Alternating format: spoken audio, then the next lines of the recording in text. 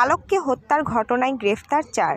চাঁপাইনবাবগঞ্জের আতাহার এলাকায় ব্যাটারি চালিত অটোরিকশা ছিনতাই করতে চালক পলাশ হালদারকে হত্যা করে লাশ সরিষাক্ষেতে ফেলে রাখেন হত্যাকারীরা।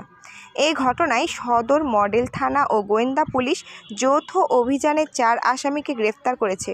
সোমবার দুপুরে চাঁপাইনবাবগঞ্জের পুলিশ সুপার মোহাম্মদ রেজাউল করিম তার কার্যালয়ে সংবাদ সম্মেলনে এসব তথ্য জানিয়েছেন।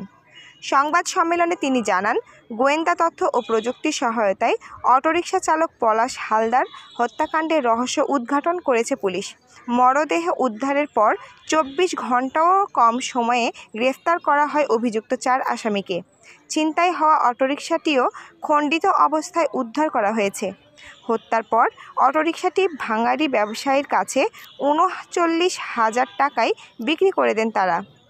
এর আগে শনিবার বেলা 10:30টার দিকে সদর উপজেলার ঝিলিম ইউনিয়নের নয়ানগর এলাকায় একটি সরিষাক্ষেতে পলাশের মরদেহ উদ্ধার করে পুলিশ। নিহত পলাশ হালদার সদর উপজেলার সুন্দরপুর ইউনিয়নের কালীনগরের শ্রী লাকফর হালদারের